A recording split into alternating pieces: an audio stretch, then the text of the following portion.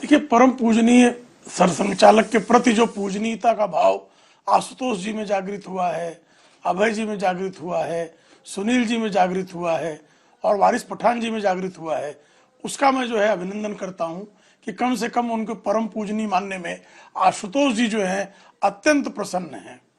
दूसरी बात जो है, अब पहले एक इन्होंने कहा कि औषधियों की खोज नहीं, औषधियां नहीं उपलब्ध कराई जा रही हैं।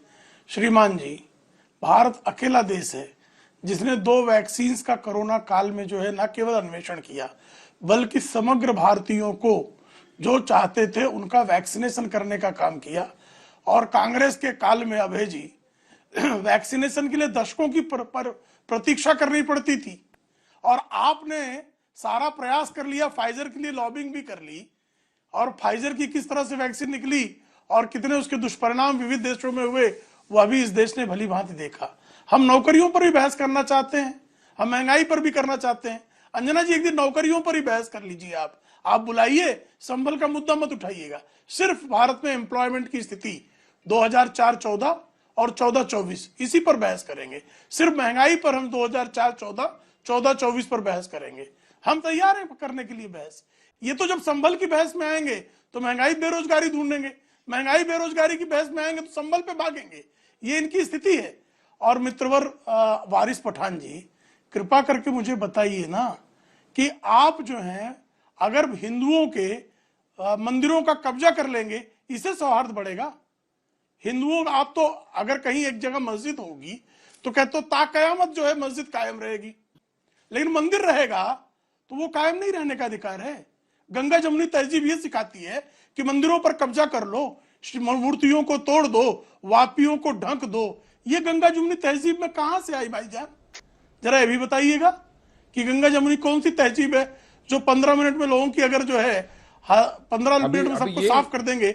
इस पे अदालत के एक फैसले पर आप इतना बल्ले बल्ले हो रहे हैं। तो मियां वारिस भाई, बाबरी के जो विध्वंस है उस पर भी अदालत का फैसला है, कोई दोषी नहीं है, तब काहे छाती पीटते रहते हो उठते बैठते? अदालत का फैसला जो है अगर अकबरुद्दीन ओवैसी के मामले में आए तो मान्य है, दूसरों के मामले में आए तो अमान्य है। अरे अदालत के फैसले से ही सर्वेक्षण हो रहे हैं और एक भी मस्जिद की खुदाई आज तक नहीं हुई है। एक मस्जिद की खुदाई मुझे दिखा दीजिए जहां हुई। सर्वेक्षण हो रहा है तो छाती पीटे जा रहे हो, अतिक्रमण हटाया जा रहा है तो छाती पीटे जा रहे हो। ये कौन सा तरीका है भाई गंगा जमुनी तहजीब का? जरा इस पर भी जवाब दीजिएगा।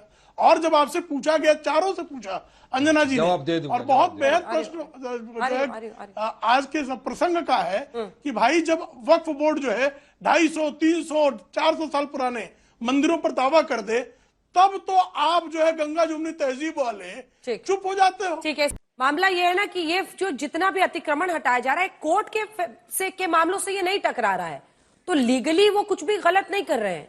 तो इसमें आप मतलब एक पिच जो है इनके खिलाफ आप उठा सकते हैं, लेकिन इलीगल तो कुछ नहीं है भाई। जो इलीगल चल रहा है उसको हटा रहे हैं।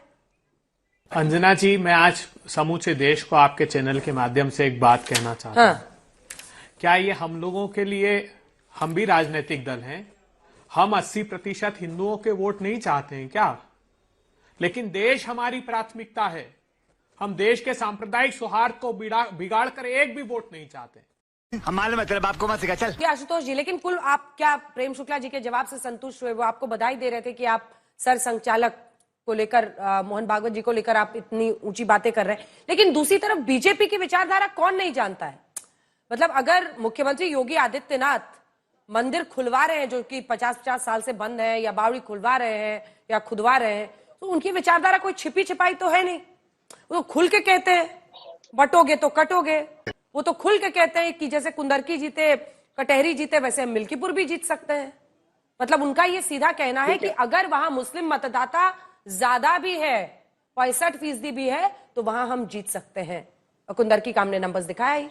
आशुतोष जी, देखिए अंजना जी, मोहन भागवत जी उम्र में बड़े हैं तो जाहिर सी बात है मैं उनका सम्मान करता हूं उम्र के नाते, लेकिन मैं उनकी विचारधारा का सम्मान कभी नहीं करता। अच्छा, जो मैंने बात कही वो उनके सम्मान की बात नहीं है। मैं आरएसएस के अंदर के संकट की बात कर रहा हूं, उस विचारधारा के अंदर संकट की बात कर रहा हूं। आप कहाँ के ज्ञानी बाबा? मोहन भागवत कहते हैं कि हर मस्जिद में शिवलिंग क्यों खोजना? राम मंदिर के बाद ये मुद्दा जो है आप दुश्मनी से, नफरत से क्यों आप उठाने की कोशिश कर रहे हैं? दूसरी तरफ पलक्कड़ की बैठक के बाद वहां जो नंबर 2 है हौसबुले, वो कहते हैं भाई कटेंगे तो बटेंगे तो कटेंगे। तो ये तो आरएसएस के नंबर 1 नंबर 2 को समझना है कि बटेंगे तो कटेंगे के रास्ते पर चलना है, या फिर हर सबका डीएनए एक है। ये इसलिए मैंने कहा मैं मोहन भागवत का प्रशंसक नहीं हूं, लेकिन मोहन भागवत उम्र में बड़े हैं और यह हमारी संस्कृति, हम जो उम्र में बड़े होते हैं उनका सम्मान करते हैं। मैं दूसरी तरफ इशारा कर रहा हूं कि अगर मोहन भागवत परम पूजनीय है तो संगीत रागी को यहां आकर मोहन भागवत के जो शब्दों का उसको अक्षरशः दोहराना चाहिए, ना कि डिफाइंटली मिस्टर रागी, इनडिसिप्लिन करना चाहिए। मिस्टर रागी, वो डिफाइंट है इस वक्त, वो मोहन भागवत की राय से मिस्टर सहमत रागी। नहीं है। अगर सहमत नहीं है तो उनको मोहन भागवत का परम पूजनीय कहने का कोई अधिकार नहीं है। संगीत शायद उनको नहीं मालूम है, देखिए शायद उनको नहीं मालूम है कि स्वयंसेवक का मतलब होता है स्वयं की प्रेरणा से राष्ट्र के लिए समिधा बनकर के जलना। तो कोई आवश्यक नहीं है, मैं मोहन भागवत जी के जो बड़े हैं और उनके उदार मन से ऐसी ही बातें आनी चाहिए। सवाल यह है कि क्या मुसलमानों के तरफ से हिंदुओं के प्रति उसी प्रकार की जो परिभाषा है काफिर की वो खत्म हो गई है। दरअसल खुदाई में कुछ नहीं निकल रहा है, नेहरू और इस्लामिस्टों का पाप निकल रहा है, और वो पाप जैसे ही बाहर निकल रहा है, पता है कि इस देश में हिंदू सभ्यता का जितना नाश इस्लामिस्टों ने किया उतना ही नाश कांग्रेसियों और वामपंथियों और समाजवादियों ने भी किया है। जब पाप निकल रहा है तो स्वाभाविक है कि ऐसी स्थिति में जब मोहन आशुतोष जी वो भागवत कह रहे जी हैं का पाप बयान निकल आता रहा है है, तो इनको अच्छा पाप निकल रहा है। लगता छोटा है। सा जवाब लीजिए, छोटा सा।